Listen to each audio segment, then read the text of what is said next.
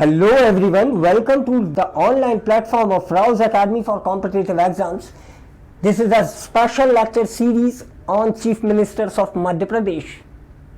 Previously we discussed about D.P. Mishra, his tenure and also his enmity with Vijayaraje Scindia.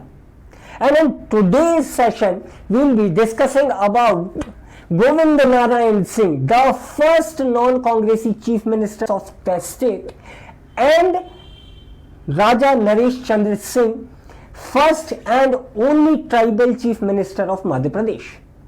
So before we proceed, why don't you hit the like button and subscribe to our channel if you haven't subscribed it yet. दोस्तों, इसके पहले कि हम रानी और DP Mishra की लड़ाई की दुश्मनी की कहानी समझें, हम समझते हैं गोविंद नारायण सिंह की शुरुआती जीवन परिचय। गोविंद नारायण सिंह का जन्म 1920 को विंध्य प्रदेश में हुआ था। विंध्य प्रदेश में उस समय के सबसे बड़े लीडर थे राजा अवधेश प्रताप सिंह। वो विंध्य के पहले चीफ मिनिस्टर भी थे। विंध्य प्रदेश एक अलग स्टेट हुआ करता था 1956 के पहले तक। और रीवा के जो दोस्त इस वीडियो को देख रहे होंगे वो जानते होंगे कि रीवा में अवधेश प्रताप सिंह के नाम से एक यूनिवर्सिटी भी सिचुएटेड है। ठीक है, तो गोविंद नारायण सिंह भी कांग्रेस पार्टी के मेंबर बन गए अपने प्राइम डेज में, और साथ ही वो रिवॉल्यूशनरी एक्टिविटीज में भी एक्टिव हो गए क्योंकि उन दिनों फ्रीडम स्ट्रगल चल रहा था। 1941 के आसपास वो हाउस अरेस्ट वगैरह भी हुए। So in a way he was also a freedom fighter. जब देश आजाद हो गया उसके बाद हमारे यहाँ पर कॉन्स्टिट्यूशनल गवर्नमेंट्स बनने लग गई, तो डिफरेंट गवर्नमेंट्स में, चाहे वो रविशंकर शुक्ल की गवर्नमेंट हो, बी आर मंडलोई की गवर्नमेंट हो या डीपी मिश्रा की गवर्नमेंट हो, कई इंपॉर्टेंट पोर्टफोलियोज गोविंद नारायण सिंह ने हेल्ड किए। वो होम अफेयर्स के डेप्यूटी मिनिस्टर रहे, पब्लिक वर्क्स के डेप्यूटी मिनिस्टर रहे, लोकल गवर्नेंस के मिनिस्टर रहे, लेकिन कहीं ना कहीं ये एम्बिशन उनके मन में भी था कि एक रोज मैं भी मध्य प्रदेश का चीफ मिनिस्टर बनूंगा। ठीक है, कोई बात नहीं, अच्छी बात है, एस्पिरेशंस होना कोई बुरी बात नहीं है, लेकिन शायद ये कॉन्फ्लिक्ट्स कुछ ज्यादा ही बढ़ गए और तत्कालीन मुख्यमंत्री डीपी मिश्रा के साथ कुछ तल्ख इनके संबंध हो गए। ठीक है, कुछ कड़वाहट इनके संबंधों में आ गई है ना, और इस कड़वाहट का फायदा उठाया ग्वालियर राजघराने की राजमाता विजयाराजे सिंधिया ने। मैंने पिछले पार्ट में आपको बताया था कि कांग्रेस की एक रैली के दौरान डीपी मिश्रा ने रानी विजयाराजे सिंधिया की इंसल्ट कर दी। ठीक है, और रानी ने ये फैसला कर लिया कि ये इंसल्ट मैं हवा में जाने नहीं दूंगी, मैं इसका बदला डीपी मिश्रा से जरूर लूंगी, और डीपी मिश्रा से ये बदला लूंगी मैं उनकी गवर्नमेंट गिरा के। तो रानी ने अपना फैसला जो किया था वो निभाया, उनने मौके का फायदा उठाया। उनको पता चला कि गोविंद नारायण सिंह से डीपी मिश्रा की अब बनती नहीं है, तो उन्होंने गोविंद नारायण सिंह को ये वादा किया कि आप डीपी मिश्रा की गवर्नमेंट गिराने में हमारी मदद कीजिए, हम आपकी चीफ मिनिस्टर बनने में मदद कर देंगे। तो कुछ 36 विधायकों के साथ गोविंद नारायण सिंह कांग्रेस पार्टी छोड़कर एक नई पार्टी बना लेते हैं और उसका नाम रखते हैं लोक सेवक दल। लोक सेवक दल को समर्थन करती है जनसंघ। जनसंघ पेरेंट पार्टी है भारतीय जनता पार्टी की, बीजेपी 1980 में बनी थी, उसके पहले जनसंघ हुआ करता था। तो जनसंघ, लोक सेवक दल और कुछ दूसरे सोशलिस्ट पार्टीज ने मिलकर एक गवर्नमेंट बनाई और इस गवर्नमेंट का नाम रखा गया संयुक्त विधायक दल। ठीक है, इसी को संविद सरकार भी कहते हैं। संविद यानी कि संयुक्त विधायक दल की सरकार। तो संविद सरकार के मुख्यमंत्री बनते हैं कौन? गोविंद नारायण सिंह। ठीक है, और ये भी क्वेश्चन आपसे पूछा जा सकता है कि पहले नॉन कांग्रेसी सीएम कौन थे? तो वो थे गोविंद नारायण सिंह। ऑल राइट, तो ये एक पूरा टेन्योर था गोविंद नारायण सिंह का। लेकिन मैं एक छोटा सा ट्रिविया आपको जरूर बताना चाहूंगा, क्योंकि गोविंद नारायण सिंह रानी की कृपाओं पर मुख्यमंत्री बने थे, तो रानी उनके काम में बहुत इंटरफियर करती थी।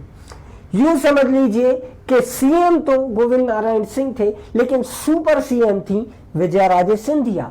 हर मामले में वो इंटरवेन करती थी। उनके ऑर्डर्स बाइंडिंग जैसे होने लग गए थे गोविंद नारायण सिंह पर, और रानी के ऑर्डर्स को बजाते बजाते, उनको मानते मानते गोविंद नारायण सिंह एक बार इतने नाराज हो गए कि रानी का एक रिकमेंडेशन लेटर आया तो गुस्से में उन्होंने लिख दिया ऐसी की तैसी।